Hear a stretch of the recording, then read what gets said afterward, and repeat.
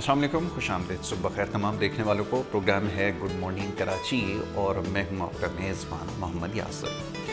नाज़रीन, प्रोग्राम में अपने बात करते हैं कुछ अवामी मामलात और मसाइल पर, कुछ समाजी मसाइल पर और कुछ हालात हाज़रा पर अपने प्रोग्राम में गुफ्तगू करते हैं। मुख्तलिफ़ हवालों से पिछले प्रोग्राम्स में बात होती रही, जिसमें उनकी सियासी सूरत हाल ज़ेर बहस आई और साथ साथ जो मौशी मामलात हैं इसके ऊपर हम गुफ्तगू करते आए हैं और ये सिलसिला भी जारी रहेगा। आपके पैगामात के ज़रिए मामलात की निशानदेही होती है या उन मामलात के बारे में कहा यह जाता है कि बात की जाए जो अमूमन इलेक्ट्रॉनिक मीडिया पर ज़्यादा बात जिसके ऊपर नहीं हो पाती।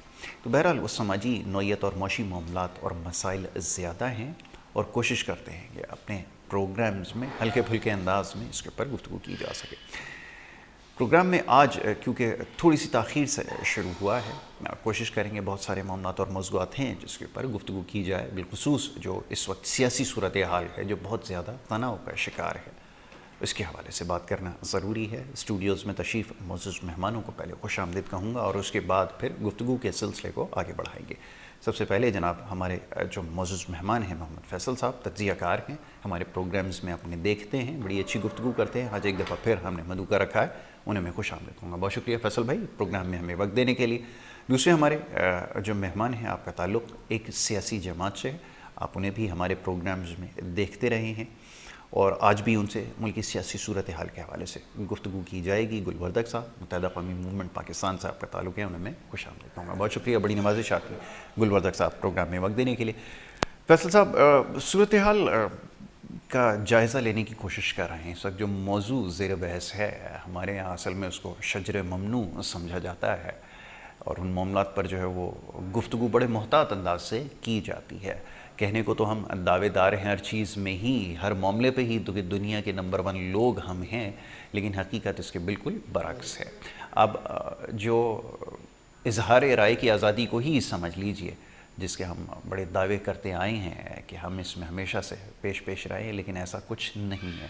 अब मामला अगर अदालती नौयत का हो या सियासी नौयत का हो या दीगर किसी मामले पर, तो हमें बहुत मोहतात रहकर गुफ्तगू करनी होती है। तो इस वक्त जो मौजूद गुफ्तगू हर जगह आपको ज़ेर बहस नज़र आ रहा है, जिसकी बाज़गश्त पार्लियामान के अंदर भी कल सुनाई दी गई और बहुत सारे सवालात उठाए गए। मैं मज़ीद उनमें इजाफ़ा नहीं करना चाहूँगा, लेकिन सवाल फिर वही है, क्या ये जो अकाउंटेबिलिटी की बात है ये अक्रॉस द बोर्ड होनी चाहिए और आपके ख़्याल में क्या ये वक्त आ चुका है? मैं चाहूँगा सर यहाँ से गुफ्तगू का आगाज़ करें। वो एक फ़ारसी मक़ूला है, तंग आमद बजंग आमद। जी ठीक है, इस सब पोजीशन वही है।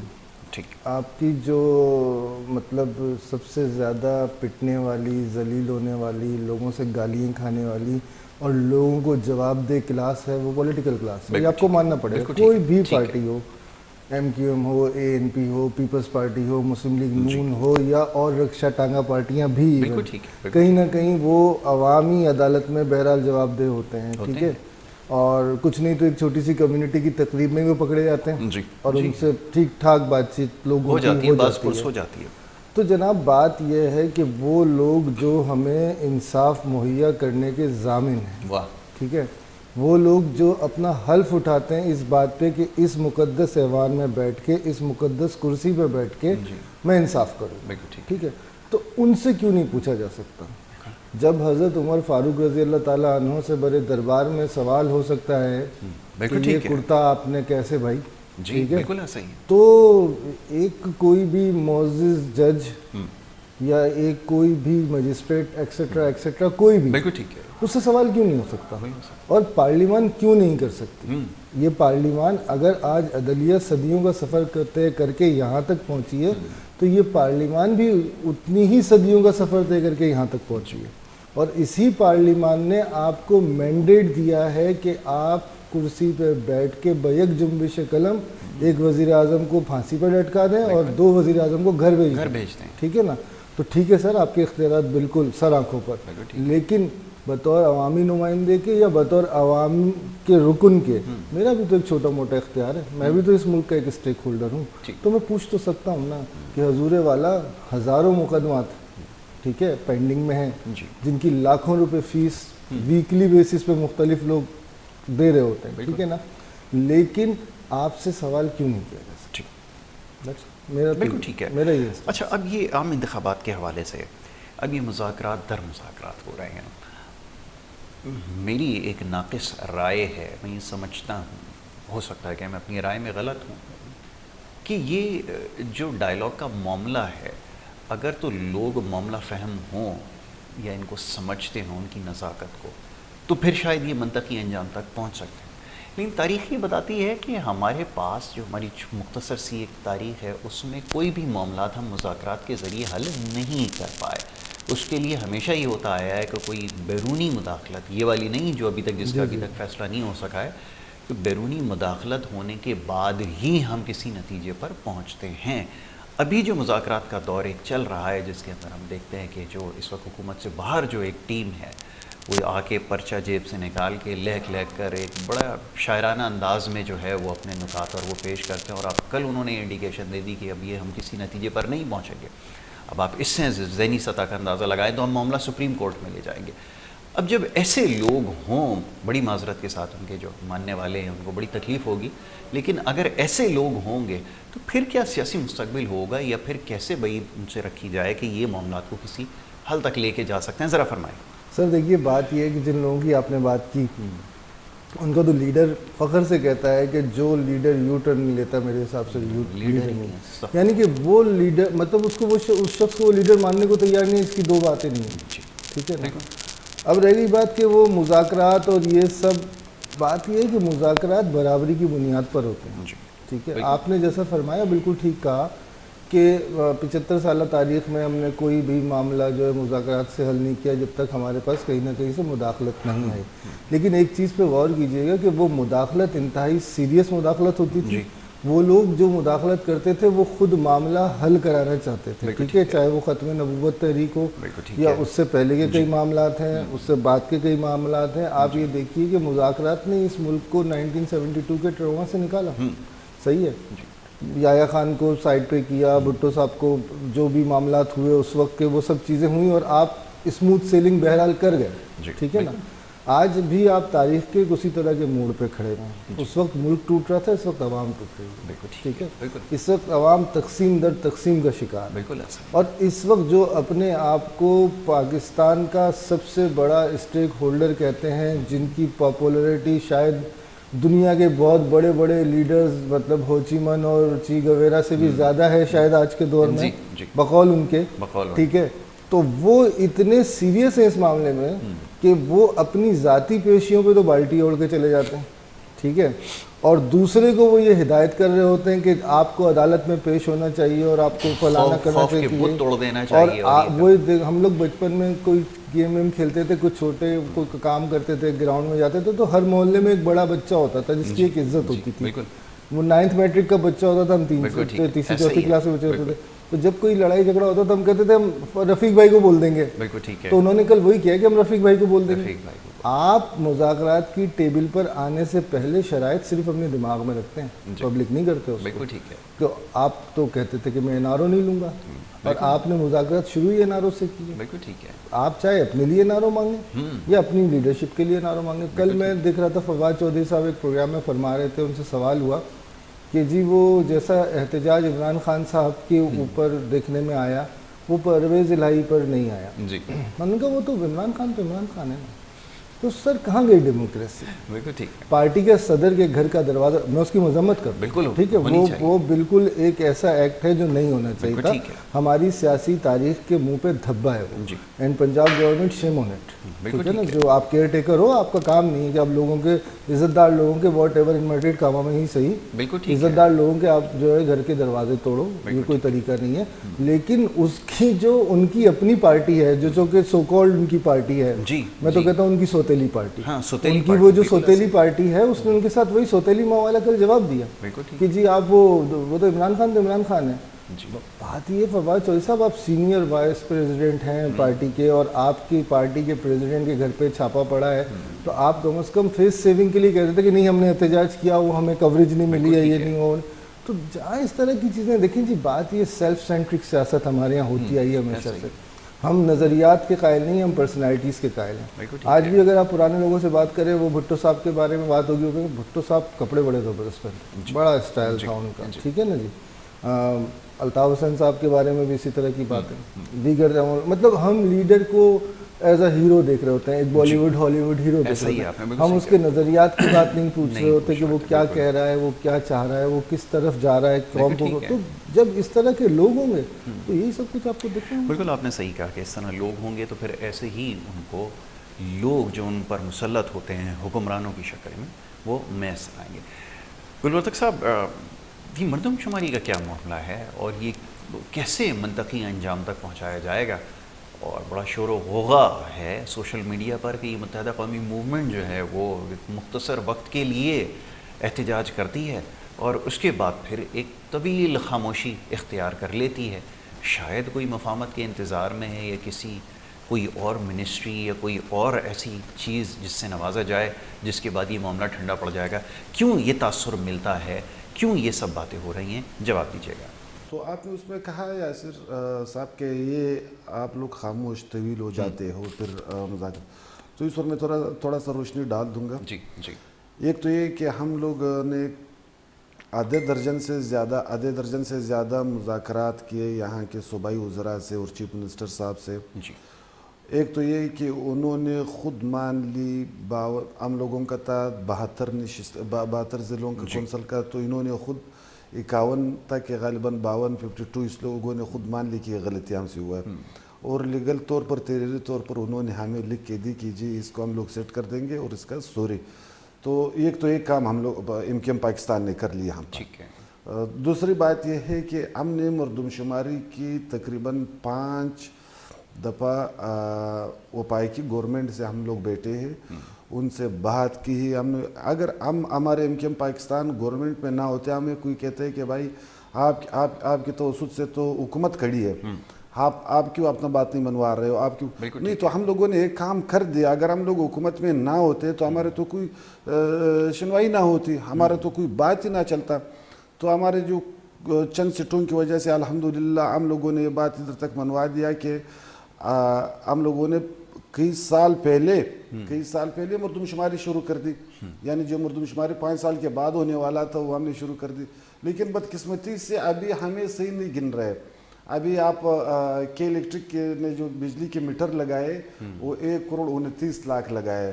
1,29,00,000 کیسی بول رہے کہ جی ہمارے میٹر لگا ہوا ہے. تو ابھی 1,29,00,000 اگر میٹر لگا ہوا ہے بجلی کا, تو اس میں سے ایک گھر میں تو کم سے کم ایک افراد تو ہوگا. تو ان نے جو 2017 میں جو انہوں نے مردم شماری کی تھی وہ 1,51,00,000 انہوں نے لایا تھا. اور اس دفعہ ہمارے خدشات پر جب اس لوگوں نے دوبارہ مردم شماری کی تو اس کو 1,42,00,000 پہ لا کر کے کھڑا کر دیا.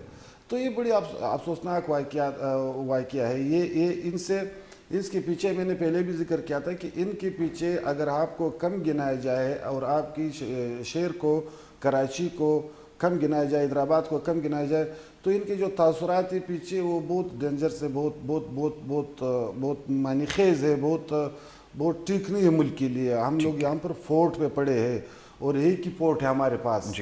ناصر نثار نے ایک بڑی اچھی بات کہا کہ بھائی کچھ ہوش کے ناخن لو, ہم لوگ فورٹ پہ ہے اور ایک ہی فورٹ ہے, ہمیں ناراض نہ کیا جائے. ہمیں یہاں پر جو اردو سپیکنگ ہے, جو پنجابی ہے, سرائکی ہے, سندھی بھائی ہے, جو کراچی کے شہری ہے, جس قوم سے بھی اس کے تعلق ہے, ہمیں ناراض نہ کیا جائے, ہمیں دبوچ نہ لیا جائے اس طریقے سے کہ بھائی آپ ہمارے حق کا رہے ہو. ابھی مردم شماری اگر ہمیں صحیح گن لو, اگر ہمیں صحیح گنا جائے تو پھر تو یہاں پر ہمارا جو خود ارادیت ہے وہ ہمارے ہاتھ میں آ جائے گی. ہم لوگ 70% سبسڈی دے رہے ہو پاک کو. اور اگر ایسا نہیں ہوا پھر نتیجہ کیا نکلے گا؟ ابھی کچھ دن پہلے ہم نے یہ دیکھا کہ استعفے لے لیے گئے تمام اراکین کے جو اس قومی اسمبلی کا حصہ ہیں شاید, اور اس کے بعد ایک دم سے حکومت کے اوپر پھر جو اعتماد ہے اس کا اظہار بھی کر دیا گیا. نتیجہ اس کا کیا نکلنا ہے؟ کیونکہ اس سے پہلے بھی یہ دیکھنے میں آیا ہے, کیونکہ یہ بات تو شہر کراچی کے لوگ سمجھتے ہیں کہ یہ شاید نہ وفاق کے نہ یہاں پہ موجود جو صوبائی حکومت ہے اس کے مفاد میں ہے کہ اگر یہاں پہ صحیح رائے شماری اور مردم شماری کی جائے تو یہ کسی بھی شاید کسی کے بھی حق میں نہیں ہوگا, اور سراسر یہ نقصان ہی نقصان ہے. اس کے اوپر تو بات ہو چکی ہے, لیکن نتیجہ کیا نکلنے والا ہے؟ اب یہ جیسے متحدہ قومی موومنٹ شہر کراچی کی چنندہ جماعت تھی اور ہے بھی کہیں نہ کہیں اس وقت بھی, تو یہ ذرا فرمائیے گا کہ کیا اب حکمت عملی اختیار کی جائے گی؟ کیونکہ اب وہ وقت شاید خیال یہ ہے کہ گزر چکا ہے کہ جو محض بیانات اور یہ جو کاغذی احتجاج جو کیے گئے اس سے بات آگے بڑھتی ہوگی. اگر ایسا نہ ہوا تو کیا راستہ اختیار کریں گے؟ میں چاہ رہا ہوں ذرا اس کے بارے میں تفصیلاً بتا دیں. ہم نے یاسر بھائی کراچی کے عوام کی خاطر, سندھ کے عوام کی خاطر اور انسانیت کی خاطر حکومتیں کیا بھی ہے اور گرایا بھی ہے. گرا دیں گے, حکومت گرا دیں گے. اچھا, ہاں حکومت گرا دیں گے. اگر آپ کو صحیح نہیں گن رہے, آپ کو آپ کے حق نہیں دے رہے, گرا دیں گے. استعفے ہم نے لیے ہوئے, استعفے ہم نے. اور اگر کسی مزید وزارت کی پیشکش کر دی گئی پھر کیا کریں گے؟ کیا وزارتیں تو ابھی بھی وزارتیں تو ہمارے قدم چوم رہے. وزارتوں کو کیا کرنا ہے؟ وزارتیں تو یہاں پر تو لوگ وزیر بنے ہیں جو ان کو کوئی ایک گلاس پانی بھی نہیں پلاتے تھے, وہ بھی وزیر بنے بیٹھے ہوئے. ابھی بھائی آپ اور اس بھائی جو ذکر کر رہے تھے, اس لوگوں کو تو گھر کے اندر اپنا فیملی کے اندر نوکر بھی ایک گلاس پانی نہیں پلا رہے. ہم لوگوں نے اس کو وزیر بنایا, بٹھایا ہوا ہے. وزارت کیا ہے؟ وزارت کو جوتے کے نوک پر رکھتے ہیں کراچی کے عوام کے لیے اور پاکستان کے عوام کے لیے. اچھا, یہ بات ہوگی آگے جا کے, ورنہ تو تھانے کا اگر ایسے ایچ او مرضی کا نہ لگے تو یہ بھی دیکھا گیا کہ منہ موڑ لیا گیا اور یہ کہا گیا کہ حکومت سے واپسی کا راستہ جو ہے وہ اختیار کیا جائے گا. یہ بھی ہوتا رہا اسی شہر میں ہوتا رہا. نہیں, اصل میں جس کی لاٹھی اس کی بھینس ہے. یہاں پر تو انصاف ہے ہی نہیں. ٹھیک ہے, اگر انصاف ہو جائے پھر تو سیاست کرنے کا فائدہ ہی نہیں, پھر تو ہر کسی کو اپنا حق مل جائے گا. یہاں پر جو ہمارے جو 4 ستون کڑے وہ انصاف نہیں کر رہے. جو ڈیموکریسی کے جو 4 ستون کڑے ہیں وہ تو انصاف نہیں کر رہا ہے. اگر انصاف کرنے پر آ جائے, ابھی ثاقب نثار کے بیٹے نے برملا لوگوں کو کہہ رہے کہ بھائی ہمارے ابا جی کو 1,25,00,000 روپیہ دے دو, 1 to 5 یعنی 1 to 5 1,25,00,000 روپیہ دے دو, ٹکٹ لے لو. جب آپ کا ایک چیف جسٹس بارگیننگ کر رہے, جب وہ سیٹ پر نہیں ہے, ان کی ایک غلاظت سامنے آ گئی, تو آپ خود اندازہ لگاؤ جب وہ سیٹ پر تھا تو اس نے کیا کیا ہوئے گا. تو اس سے بڑھ کر کے تو کوئی امید عوام کو 22-23 کروڑ عوام کی تو امید اللہ کے نیچے چیف جسٹس سے. اگر میرے ساتھ آپ کے ساتھ کوئی بھی انصافی کر لے تو ہم لوگوں نے چیف جسٹس کے پاس جانا. الحمدللہ سب نے عوام کو جو ہے وہ نقصان پہنچایا اور دھوکہ دیا, اس میں سارے ہی شامل ہے, کوئی نئی بات نہیں ہے. تو کوئی سب اس کے اندر شامل ہے. فیصل بھائی, یہ آج کے دن کی مناسبت سے بھی تھوڑی بات کر لیں. وہ نظر سے گزرا یوم آزادی صحافت, بڑا عجیب لگتا ہے قانون کو, اور ہمارے دن منایا جا رہا ہے. میں اس سے زیادہ کیا کہوں, آپ اس کے حوالے سے کچھ کہنا چاہیں تو ضرور کہیے. میں یہی کہوں گا کہ ہم آصف ترسل. اچھا, ایک چیز میں اور اضافہ کر دوں, یہ جو ابھی حاجی صاحب نے جس کا بھی تذکرہ کیا ہے, میں اس سے مزید ایک قدم آگے نہیں جا سکتا. آزادی صحافت کی بات ہو رہی ہے. جی دیکھیے, بس آپ نے بتا دیا نا آزادی صحافت. وہی والی بات ہے کہ اگر میں صحافتی برادری کے حوالے سے بات کروں, حالانکہ میں صحافی نہیں ہوں, نیم صحافی, تجزیہ نگار جو ہوتے ہیں وہ نیم صحافتی لوگ ہوتے ہیں, آپ جیسے لوگ صحافی ہوتے ہیں. بات یہ کہ ہم آصف ترسل نے وہ قرض بھی اتارے ہیں جو واجب بھی نہیں. ٹھیک ہے, بات یہ صحافت, سب سے پہلے تو آپ اس ملک میں صحافت ڈیفائن کر لیجیے. بالکل ٹھیک ہے. مجھے نہیں پتا آپ کے چینل کی کیا پالیسی ہے. کچھ صحافیوں کے میں نام لوں گا اور آپ ہنسنا شروع کر دیں گے. ٹھیک ہے, تو وہ بھی نام نہ بھی لیں, وہ بھی صحافی ہیں. بالکل ایسا ہی. وہ بھی بات یہ, جہاں پہ پیرا شوٹرز جو ہے وہ ایک باقاعدہ پروفیشن کے لیے مختلف جگہوں سے موٹر سائیکل پہ بیٹھ کے آتے ہیں اور پھر کاواساکی پہ آتے ہیں اور پھر فارچونر اور پراڈو چلاتے ہیں, تو وہاں پہ آپ آزادی صحافت. مطلب یہ صحافت کوئی قیامت کے حال بتا رہا ہے کہ قیامت کب آئے گی, اور یہ بھی صحافی بنے بیٹھے. ہاں, وہ بھی صحافی ہیں جو بتا رہے قیامت کب آئے گی, اور ایون وہ بھی صحافی ہیں اور ان کو کوئی شرمندگی بھی نہیں ہے, جن کو کورٹ شٹ اپ کال دے رہی ہے کہ 1 مہینے کے لیے آپ کو آف ایئر کیا جا رہا ہے, اور وہ اگر جیسے ہی ان کا مہینہ پورا آتا ہے اور اپنے پروگرام میں آتے ہیں, اپنے چینل پہ بیٹھتے ہیں, پھر وہی والی باتیں شروع کر دیتے ہیں. وہ بھی صحافی ہیں جو اپنے والد صاحب کا مرنے کے بعد انگوٹھا لگواتے ہیں جائیداد کے کاغذات کے اوپر, اور دوسرے دن بیٹھ کے درس دے رہے ہوتے ہیں ایم کیو ایم اور پیپلز پارٹی جیسی جماعتوں کو کہ آپ لوگ بے ایمان ہو, آپ لوگ چور ہو. تو بہرحال آزادی صحافت کی جہاں تک بات کریں، جہاں ہمارے پاس یہ بیڈ مطلب ایگزامپلز ہیں ہمارے سامنے ہیں، وہ بھی ہیں جو انہوں نے بیچاروں نے گھروں میں گھس کے جن کو مارا گیا، جو اٹھے، مطیع اللہ جان جیسے لوگ بھی ہیں جو کہ آج بھی صحافی ہیں، صحافت کر رہے ہیں، حامد میر صاحب جیسے لوگ بھی ہیں. ٹھیک ہے، آپ حامد میر سے اختلاف کر سکتے ہیں، آپ کاشف عباسی سے اختلاف کر سکتے ہیں، لیکن آپ ان کی صحافت پہ یہ سوال تو اٹھا سکتے ہیں کہ نہیں یار آپ اس طرف جھک گئے، ہیومن ہوتا ہے یار، ہم بھی جھکتے ہیں، آپ بھی ہماری بھی وہ ہے، لیکن آپ ان کو یہ نہیں کہہ سکتے کہ یار آپ پیراشوٹر ہو یا آپ کسی ایک پارٹی کے ترجمان. ٹھیک ہے، یہاں تو یہ بھی ہو گیا، ایک لائن ڈرا کر دی گئی ہے کہ یاسر صاحب جو ہے بہت زیادہ مخالفت کرتے ہیں تو دوسروں کی طرف ان کا جھکاؤ. صحافی ہیں جو کہ ایک بہت بڑے لیڈر کے ہم نام ہیں اور وہ اسی لیڈر کا ماؤتھ پیس ہیں. بالکل ایوری ماؤتھ پیس ہیں، بالکل آپ نے صحیح کہا. تو آج سے 2 سال پہلے یاسر صاحب آپ دیکھ لیجئے وہ کہاں تھے اور آج وہ کہاں ہیں، تو آپ کو سب سمجھ میں گنہگار آنکھوں نے بہت کچھ دیکھا ہے، بہت سارے لوگوں بغیر. لیکن جو واقعی صحافی ہیں وہ ہمارے کیمرہ مین بھائی جو فیلڈ میں کام کرتے ہیں، ہمارے وہ لوگ جو ہماری گاڑیوں کے ساتھ موو کر رہے ہوتے ہیں، ڈی ایس این جس کا ایک محترمہ جو پچھلے دنوں شہید ہوئیں جی، ٹھیک ہے، اور اس طرح کئی ایگزامپلز. سر کا تعلق بلوچستان سے ہے، جو لوگ بلوچستان میں صحافت کر رہے ہیں، ان حالات میں صحافت کر رہے ہیں، جو انٹیریئر سندھ میں سندھی اخبارات کے لیے، سندھی چینلز کے لیے صحافت کر رہے ہیں، وہ واقعی صحافت کر رہے ہیں. اور میرے مطلب ان کو میں آج کے دن مبارکباد بھی پیش کروں گا، اور ان سب صحافیوں سے میں یہ کہوں گا کہ مطلب آپ اپنا کام جاری رکھو. ابھی ہم صرف 75 سال کے ہیں، جب ہم 250-300 سال کے ہو جائیں گے تو ہم آپ کو عزت دینا بھی. بہت خوب. جی حاجی صاحب فرمائیے گا، ابھی مردم شماری کے حوالے سے جیسے بات ہو رہی تھی کہ آپ نے یہ بتایا کہ وزارتوں کو خاطر میں نہیں لائیں گے، اور آگے کے لیے کیا تیاری کر رہے ہیں، کیا سوچ رکھتے ہیں؟ اب تو ماشاءاللہ جو 2-4 دھڑے بن چکے تھے وہ واپس ضم بھی ہو گئے ہیں کسی نہ کسی شکل میں، اور آگے کی کوئی نہ کوئی حکمت عملی بھی تیار کر رہے ہوں گے. تو کیا سوچ رکھتے ہیں کہ اگر خدا نہ کرے اگر انتخابات ہو گئے، یہ ایسا جو کچھ سیاسی جماعتیں سوچ رہی ہیں، تو پھر کیا نتیجہ نکلے گا؟ کیا عوام میں جانے کے لیے تیار ہیں؟ کیونکہ لوگ تو اب سوال کر رہے ہیں، سوشل میڈیا کے اوپر بھی کر رہے ہیں، اور ویسے بھی جب ہم ملتے ہیں گو کہ اتنا سیاسی شعور تو نہیں ہے، لیکن پھر بھی بہت زیادہ اختلاف رکھتے ہیں. کیسے وہ تاثر زائل کیا جائے گا؟ کیا محض کڑائی کے اندر پکوڑے تلنے سے اور سحری اور افطاری کے اندر جا کے چھاپے ڈال دینے سے، جھپیاں ڈال دینے سے معاملات حل ہو جائیں گے؟ کیا یہ چیز کام کر جائے گی؟ فرمائیے گا. انشاءاللہ. سب سے پہلے تو یہ صحافت کی میں ان صحافی حضرات کو جو کسی ظالم کی تیمارداری کرتے ہیں، ان کو میں آج خراج عقیدت اور خراج تحسین اور مبارکباد پیش کرتا ہوں. اور وہ اس صحافی لوگوں کو بالکل مبارکباد نہیں دوں گا جو حق اور سچ کی بات کہہ رہے ہیں، کیونکہ ان کی زندگی بڑا لازوال اور تکلیف دہ گزر رہی ہے.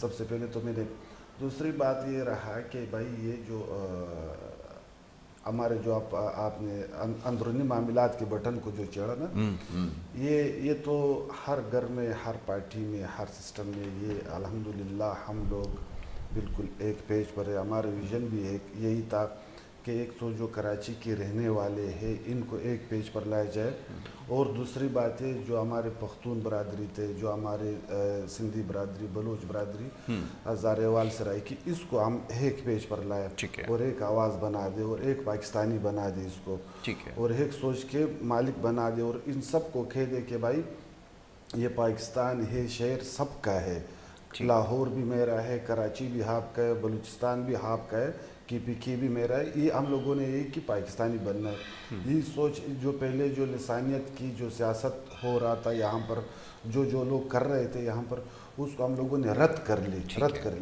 ابھی دو تین آپشن ہے. ایک آپشن تو یہ ایک مشکلات تو یہ کہ ہم لوگ اپنے یہاں پر اپنے عوام کے اوپر کام کر رہے ہیں، اپنے ورکر بنا رہے ہیں، ہر پارٹی ہر سیاسی پارٹی. دوسری بات یہ ہے کہ ہمارے پھر وفاق سے حق مانگنا ہے. یہ الگ یہ بی پلان ہے. تو اسی طرح سی پلان، اسی طرح ہم لوگ دن رات محنت کر رہے ہیں، انسانیت کی محنت کر رہے ہیں، شہر کی محنت کر رہے ہیں کہ ہمارے گھر میں صاف پانی آ جائے اور ہمارے گھر سے گٹر ملا پانی نکل جائے، ہمیں گیس دیا جائے، ہمیں بجلی دیا جائے، ہمارے حقوق دیا جائے. 10,242 ارب روپیہ جو NFC ایوارڈ کے پڑے ہوئے وہ دیا جائے اس صوبے کو، اس کو PFC کر. کہنے کا مطلب یہ ہے کہ ہم لوگ تو حق مانگ رہے ہیں، ہم لوگ اپنا حق سے 1 انچ پیچھے نہیں ہٹے. جو لیگل بات ہے وہ لیگل بات کریں گے. کون سی بات اس میں سے پوری ہوئی ہے ابھی تک؟ نہیں میں نے پہلے بھی ذکر کیا نا، دیکھو